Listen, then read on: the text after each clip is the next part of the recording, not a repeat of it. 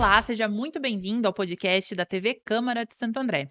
A nossa conversa de hoje é com o vereador William Lago, do PL. Apesar de ser o primeiro mandato do vereador, ele foi o terceiro mais votado da cidade, com 5.985 votos. Vereador, é um prazer te receber aqui. Seja muito bem-vindo ao nosso podcast. Poxa, eu agradeço a oportunidade de a gente poder falar do trabalho, contar a nossa história e ser recebido aqui com todo esse carinho, que desde a hora que eu cheguei aqui já fui muito bem recebido, então eu agradeço essa oportunidade. Que bom, vereadora, a gente fica muito feliz e tenho certeza que o papo vai ser muito rico.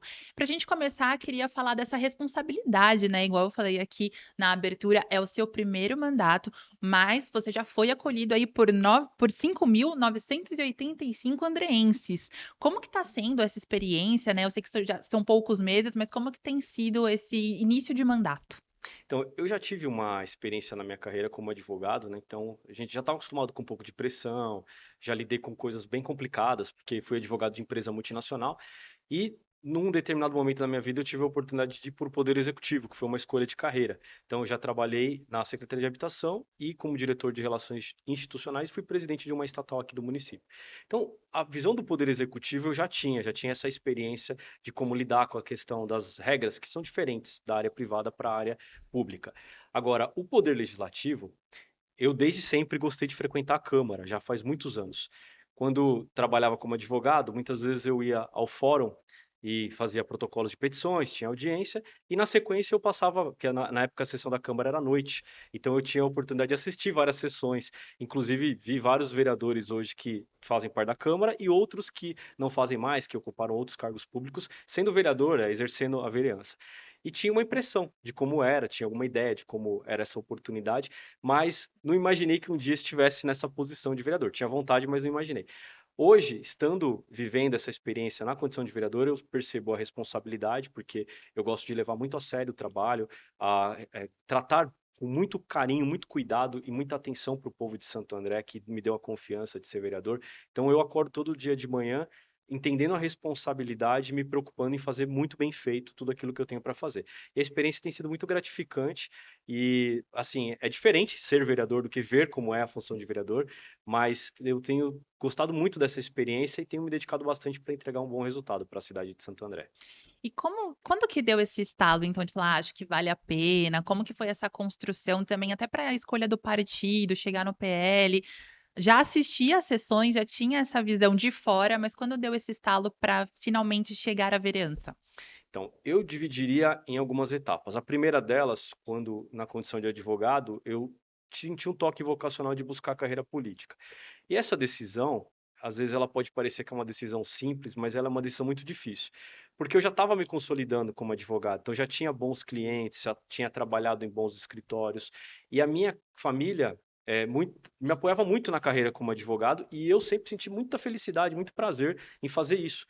Vivi com muita intensidade a carreira de advogado. Só que eu senti um toque vocacional. Eu percebia que as coisas que me satisfaziam como pessoa e que me pareciam estar mais alinhadas ao meu propósito de vida estavam ligadas às questões públicas e resolver problemas de pessoas, trazer soluções para a vida das pessoas para que as pessoas pudessem ter uma qualidade de vida melhor e defender os valores que eu sempre acreditei. Eu sempre tive como base na minha vida a questão ética, a questão moral, de fazer as coisas direito, de respeitar as pessoas e querer que o Brasil fosse para um caminho da seriedade. E aí eu tomei uma decisão, eu estava uma vez participando de um curso, e eu falava de política como alguém que conversa sobre um tema que é um hobby. Então aquela coisa que você gosta de conversar nos cafés, aquele que você gosta de bater papo, mas profissionalmente de verdade eu não tinha coragem de tomar uma decisão, porque eu imaginava que eu tinha que largar um pouco do advogado para ir para a carreira pública e ter sucesso e ter oportunidade de poder ter êxito, porque o processo eleitoral é muito difícil, Sim. é muito complexo. E aí um amigo meu me falou assim: se você quiser ser político, você vai ter que matar o advogado. Olha. Ele falou, foi uma coisa que eu não tinha coragem de fazer isso, porque toda a minha essência estava ligada a ser advogado. Tudo que eu tinha me preparado a minha vida toda foi para fazer aquilo, e eu estava muito feliz de fazer aquilo. Só que eu tinha percebido que o meu toque vocacional me levava para algo um pouco diferente. E aí um dia eu estava numa palestra e um palestrante me contou um pouco da história de vida dele e ele falou, você tem que buscar, ele falou da experiência dele, que era preciso buscar o propósito, que a vida faria sentido se a gente fizesse algo com o nosso propósito. Não tem nenhum problema em ganhar dinheiro, não tem nenhum problema em você fazer o que é preciso, mas quando a gente está alinhado para aquilo que a gente veio, por que que a gente veio para o mundo, isso começa a fazer sentido e aí a gente se sente realizado, independente de outras coisas em volta. E aí eu tomei a decisão naquele dia. Eu saí de lá, na época minha esposa era minha noiva, e eu falei para ela, olha, tomei uma decisão difícil, agora eu vou levar a sério, eu vou ser político. Ela não gostou, conversei com a minha mãe também, mas ela não gostou, mas eu comecei a levar a sério, tive algumas experiências antes de poder disputar a eleição, de conhecer como é que era a estrutura eleitoral. Eu tinha como princípio fazer uma campanha que fosse decente, porque eu sabia que se eu tivesse uma campanha em que é, fosse da maneira tradicional, eu poderia ter compromissos que depois eu não ia poder honrar. Então, todo o meu trabalho foi voltado em fazer uma campanha de uma maneira decente, organizada e que me desse liberdade de poder exercer com plenitude os trabalhos do vereador, que é legislar e fiscalizar, com todo respeito ao poder executivo, mas com respeito ao mandato que a população deu, que é com independência. Então, eu quando conquisto a minha eleição em 2024, graças à oportunidade que a população de Santo André me deu, eu percebi que eu cheguei nessa oportunidade de poder agir com independência.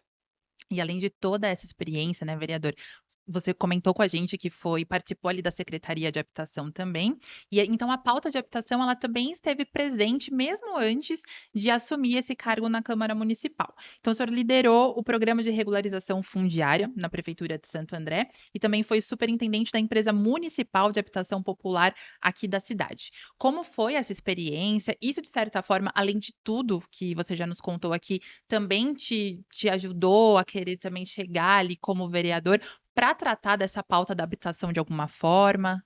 Então, ajudou. Do ponto de vista eleitoral, não, né? Porque eu sempre tive um público que é um público mais conservador e que quer que eu desempenhe um trabalho com eficiência, com resultado, com dedicação. Então, o meu público sempre me cobrou isso. Agora, qual foi a grande oportunidade que eu tive na habitação? Porque eu recebi um desafio do prefeito na época, porque eu falava muito de eficiência. Isso era um discurso que eu fazia, de forma muito, onde eu falava, onde eu dava entrevista. E aí o prefeito desafiou, ele disse: você quer falar de eficiência fora é uma coisa. Agora, na hora que você vai enfrentar os desafios, que é a lei orçamentária, primeiro ano de administração, você tem que trabalhar com a lei do prefeito anterior, que foi votada à LOA no ano anterior. Aí você vai ter que trabalhar com engessamento e substituição de dotações. Então tem toda uma complexidade. E aí, se você não tiver o jeito e perder tempo, quando você vê já passou o segundo, já passou o terceiro, você não entrega nada. Então vamos ver se você tem capacidade de fazer na prática. E aí ele me convidou para cuidar do programa de regularização fundiária. Tinha uma curiosidade que Santo André nunca teve uma única regularização fundiária até 2017, nunca na história da cidade. Olha. Então tinham várias áreas da cidade que já estavam urbanizadas, já tinha esgoto, saneamento, só que as pessoas não tinham título de propriedade.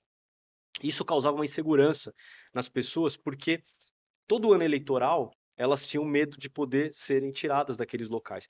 E eram locais que já tinham toda a infraestrutura para elas viverem, só que elas não tinham a segurança de ter o título de propriedade. Um dos temas que sempre me foi importante é a questão da propriedade, porque na propriedade é onde as pessoas podem constituir as suas famílias, onde elas podem professar sua fé, podem educar os filhos. Então precisa ter segurança onde as pessoas moram. E aí eu tive a oportunidade de tocar esse projeto. Era uma lei nova. Eu entrei na prefeitura em julho, dia 11 de julho de 2017, e a lei de regularização, não, desculpa, dia 10 de julho de 2017 eu entrei na prefeitura. No dia 11 de julho de 2017 entrou em vigor a lei 13465 de 2017, que é a nova lei de regularização fundiária. Eu tive a oportunidade na época, tinham pessoas egressas do governo, na época do governo do Michel Temer, que tinham participado do governo, ajudado na construção dessa legislação e estavam dando cursos sobre como fazer esses processos de regularização fundiária ao longo do Brasil. E aí eu fui, comecei a estudar profundamente essa área, então já fui para a regularização com uma experiência legislativa. A lei era nova e eu quis aproveitar toda a oportunidade de poder colocar em prática esse programa. A vantagem, como eu já tinha muita experiência como advogado, então eu já sabia que eu precisava que o cartório entendesse o problema, precisava entender que a população entendesse o que a gente estava fazendo. A gente já vinha de um histórico de falta de credibilidade nessa área, porque muitas áreas que foram regularizadas, quando você falava que ia regularizar, a população já não acreditava mais. O Centreville, por exemplo, quase 38 anos que as pessoas estavam esperando e não tinham a regularização. Mas não só essa, tem várias outras áreas. Então, tudo era muito complexo. E graças a Deus e ao trabalho que a gente fez, a oportunidade que o prefeito deu, a gente conseguiu entregar. Na época, a gente conseguiu 6.700 unidades. A meta que havia sido estabelecida era de apenas 5.000. A gente conseguiu superar essa meta e a gente criou um modelo da cidade de Santo André que passou a ser adotado em todo o estado de São Paulo. Isso foi uma grande oportunidade para mim, porque eu tive como conhecer a estrutura do serviço público, saber de todas as dificuldades que existem no dia a dia, na vida real, e poder beneficiar muitas famílias. E quando você está direto com as pessoas, as pessoas deixam de ser números. Você começa a enxergar as necessidades dela. Então, isso, para mim, como ser humano, foi muito útil e eu devo muito a essa oportunidade, o que me construiu. Porque, como advogado, eu lidei com muitos problemas, mas às vezes problemas de poucas pessoas. Quando você vai lidar com muitas pessoas, você conhece uma realidade mais profunda. Isso foi fundamental, um pilar fundamental da minha carreira política. E pelo que dá para entender, vereador, de certa forma a sua formação e também todas as outras escolhas convergiram aqui para a vida pública, né? Esse convívio com as pessoas, enfim, que foi o que o senhor acabou de nos contar. Mas falando também um pouquinho da porta para dentro da Câmara Municipal, apesar de poucos meses de mandato, você já faz parte de duas comissões, né? Uma comissão permanente e a outra comissão de assuntos relevantes. Mas para falar primeiro da comissão permanente, que é de educação e cultura, queria saber como que é essa pauta também no seu mandato, né? O que o senhor pretende debater, o que tem levado para essa comissão. A gente observa hoje que quando você pergunta para as pessoas qual que é o principal problema e a principal oportunidade do Brasil, as pessoas tendem a dizer que é a educação. E é de fato. A nossa educação, ela não produz os resultados que a população espera. E através de uma educação de qualidade, que seja bem cuidada, que resolva os seus gargalos, os seus problemas, é que a gente vai conseguir produzir uma sociedade que tenha oportunidades, né? Que dê oportunidade para todos. E eu sempre tive uma questão especial com essa questão da educação, porque eu vejo que se a gente fizer as escolhas erradas, a gente está tirando a oportunidade das pessoas. E como eu gosto muito de estudar, e gosto muito de resultado, e gosto de pessoas, então, para mim é uma responsabilidade importante poder participar dessa área.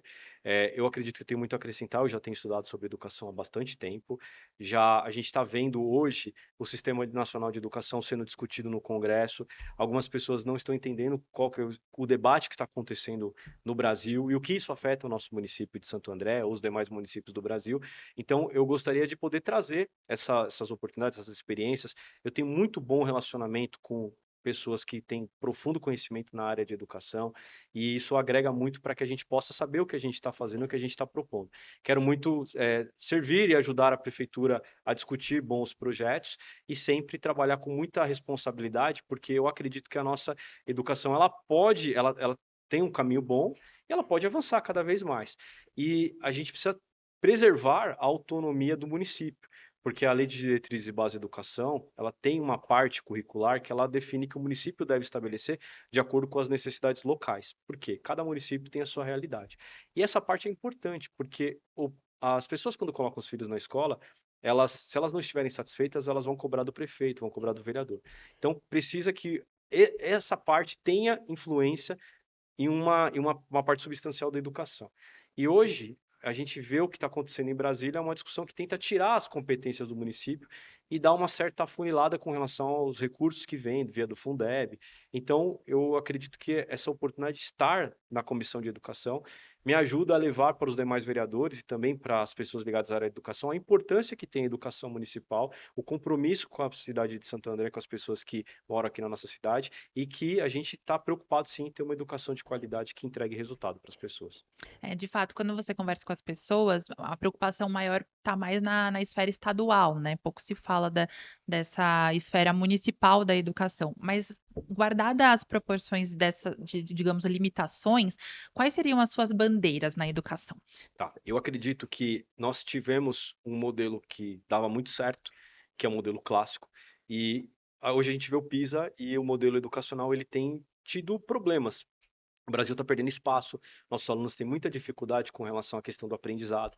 Então a gente precisa olhar para os números e ver o que está dando certo em vários países do mundo e trazer aquilo que cientificamente tem dado resultado. Então hoje a gente já tem alguns métodos que a gente observa com relação à questão do modelo fônico e outras estratégias que têm sido adotadas no mundo, que o mundo está utilizando, que eu acredito que vale a pena a gente trazer para o debate, né? Trazer os especialistas, trazer as pessoas e olhar para os resultados. O que está dando resultado? No Brasil, por exemplo, a gente escuta tem um candidato aí que sempre fala da questão de Sobral, de dar como exemplo. Realmente, Sobral é um exemplo de um município que tem trazido bons resultados na área educacional. Mas no estado de São Paulo também a gente tem outros municípios que têm números muito interessantes. Então a gente precisa olhar para esses municípios e ver quais estratégias que eles estão adotando.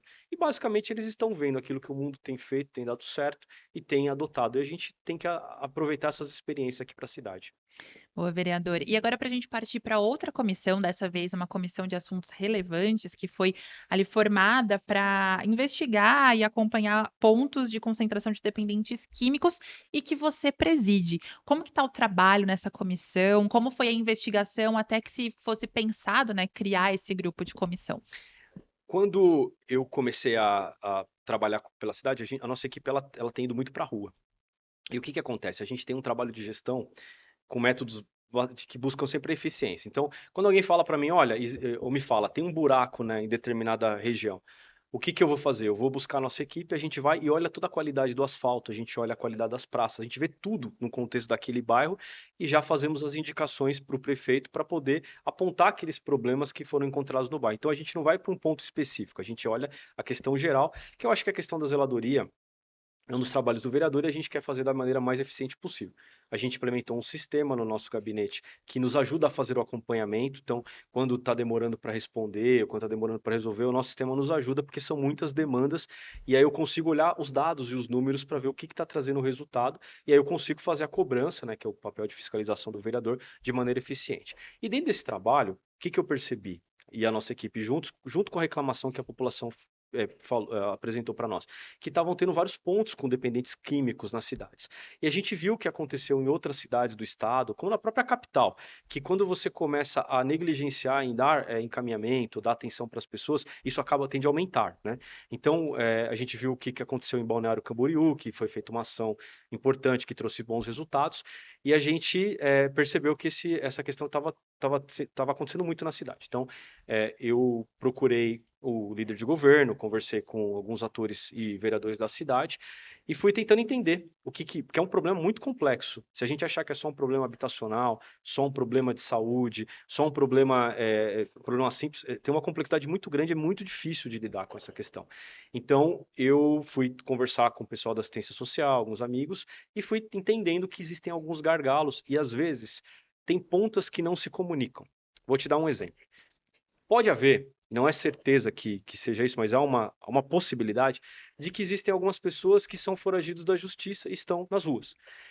Se isso de fato acontece, a gente vai precisar que a nossa justiça ela tenha informações ou forneça informações de cadastrais para que a Guarda Municipal possa tomar providência e separar quem são usuários, quem não são usuários, quem são foragidos da justiça, e cada situação vai ser uma providência diferente.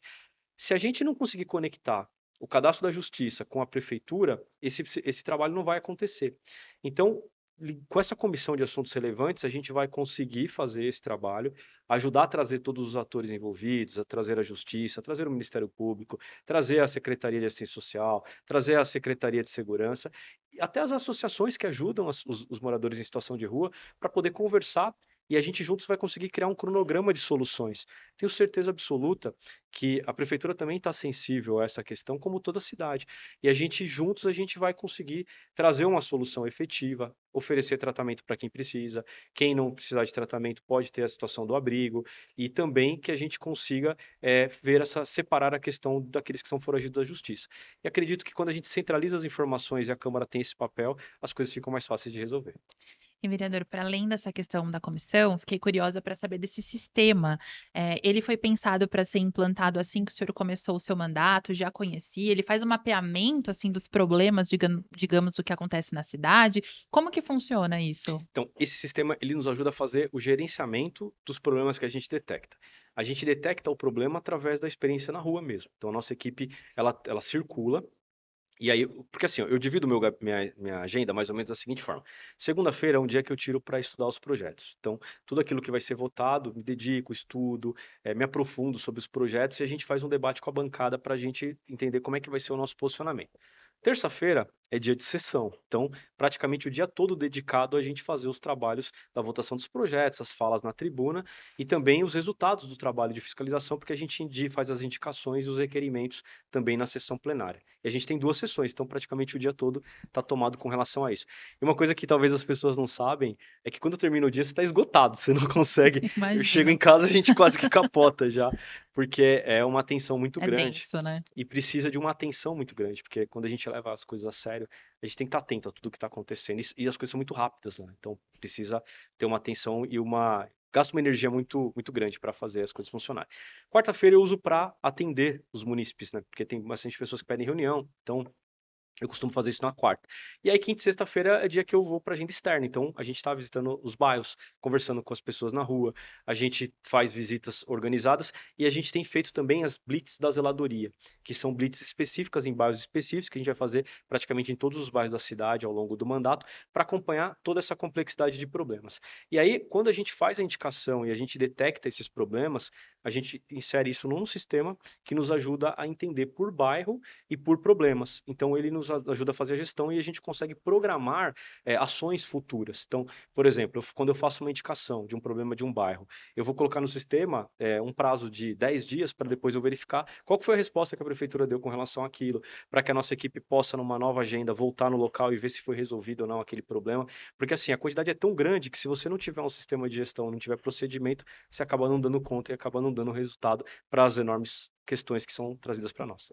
Muito bacana, vereador. Você falou da bancada e você é líder do PL, né, na Câmara. Como que está esse trabalho em conjunto? Ele facilita ali o seu dia a dia? É melhor para discutir o que é em comum ali das pautas que os munícipes trazem para você e para os outros vereadores também, né? O Major Vitor Santos e o Lucas Zacarias. Como que Uhum. está funcionando esse trabalho da bancada do PL na Câmara? Tem sido uma experiência muito gratificante, porque nós somos 3 profissionais, 3 pessoas que a gente tem um alinhamento de pautas muito próximas, mas cada um com uma experiência de vida bastante diferente. Por exemplo, o Major Vitor, ele é uma pessoa bastante jovem, e que tem uma carreira militar brilhante. Então, chegou quase que no topo da carreira militar. Então, ele tem toda uma experiência de vida, passou por grandes cursos e tem uma bagagem muito grande. O Lucas também é uma pessoa extraordinária que já passou por muitos mandatos de vereador, tradicional na vida pública, e o pai dele foi vice-prefeito, então tem já uma experiência também no Poder Executivo. Então a gente procura trocar muitas ideias para que a gente possa construir as nossas decisões em conjunto, trazendo o que cada um pode agregar. E para mim, e a minha experiência tem sido gratificante porque juntar essas experiências e mais a minha experiência no executivo, mais a minha experiência como advogado, e a gente toma decisões e procura juntos ter a segurança de que a gente está escolhendo aquilo que é melhor para a cidade e representar bem a população de Santo André. E, vereador, tem projetos, assim, da sua autoria que já estão tramitando na Câmara, né? Eu separei alguns aqui para a gente repercutir também, começando por segurança pública, que foi o que a gente falou aqui, porque a comissão, de certa forma, investigando esses pontos de concentração de dependentes químicos, ela tá, como você falou, são várias esferas. Então, tem a segurança pública, saúde pública, tem a coisa da habitação, mas agora trazendo para o seu projeto, tem esse que dispõe sobre a nulidade da nomeação ou contratação para determinados cargos e empregos públicos da pessoa condenada por crime sexual contra criança ou adolescente, que é um assunto também muito delicado. Como foi chegar a esse projeto? Houve esse mapeamento também de indo de bairro em bairro, entendendo as necessidades? Como foi chegar nisso? Eu tenho conversado com muitas famílias, né, as principais pessoas com quem eu tenho contato no dia a dia, e quando a gente fala da preocupação com a educação, é uma preocupação muito grande, mas principalmente com relação às crianças, porque elas na fase da formação da personalidade, os traumas que são proporcionados nessa fase podem gerar problemas para o resto da vida. Então, se a gente quer ter uma sociedade que seja sadia, que possa ir para um caminho bom, a gente precisa proteger as nossas crianças. E assim, é até difícil falar sobre isso. Eu não sou pai ainda, Deus ainda não me deu essa oportunidade, mas tenho muita vontade de ser pai. Mas o que que acontece? A gente precisa focar nossas atenções em proteger a criança. E a questão do abuso é uma coisa que é, não deve se acontecer porque mostra uma faceta muito ruim de uma sociedade que está fracassando quando isso acontece. Então a gente precisa proteger. E existem muitos projetos que focam na questão de evitar que estejam em cargos públicos pessoas que tenham determinados crimes, e eu considero que o crime de pedofilia, ou aquele crime que envolve a criança, e com relação à questão do abuso sexual, ele tem uma gravidade muito grande. Então a gente não pode permitir que estejam transitando pelo serviço público pessoas que têm essa tendência ou que praticaram esses crimes depois de passado pelo trânsito e julgado da justiça, né? A gente não quer que qualquer pessoa seja punida sem injustamente. Mas, por exemplo, na questão da estrutura educacional, na questão do próprio serviço público, que muitas vezes lida com crianças, a gente precisa proteger. E isso daria uma segurança muito grande. E eu conversei com muitos pais, com muitos educadores, e eles ficaram muito felizes de saber que isso foi colocado em pauta e que é algo que pode entrar em vigor aqui na nossa cidade de Santo André. Ainda sobre os projetos, vereador, durante a minha pesquisa, eu vi que um tema que o senhor coloca como algo importante é a construção da alta cultura em Santo André. E aí eu peguei um projeto para ler também, queria saber se tem relação com esse pensamento, né? Que é a proibição da contratação de shows, artistas e eventos que façam, que seja para o público infanto-juvenil, como a gente acabou de conversar também, e que envolvam uma apresentação, expressão de apologia ao crime organizado ou ao uso de drogas ilícitas. Também queria saber como foi chegar nesse projeto e se tem essa sinergia com essa veia cultural que o senhor quer construir aqui na cidade. Tem sim, porque assim, o que que acontece? A nossa forma de pensar, a nossa forma de tomar decisões, ela está muito ligada ao que o nosso imaginário está preenchido. Então, os livros que a gente lê, a música que a gente escuta, as coisas que a gente aprecia, elas levam muito à forma que a gente toma decisões. Então, às vezes a gente decide coisas que a gente nem sabe por quê. Mas por quê? Porque o nosso imaginário foi formado com isso. Às vezes a gente no Brasil não valoriza tanto a leitura de literatura, por exemplo, que de literatura clássica. E quando você lê a literatura, você percebe que lá você vai conhecer experiências de vida de pessoas que a gente nunca conviveu, pessoas que você nunca vai ter oportunidade de conhecer profundamente, e na literatura você conhece. E aqui, aquela experiência, aquela forma de agir, aquela forma de pensar, aquela forma de tomar decisões, acaba fazendo parte do seu imaginário. Isso vai formando o seu repertório.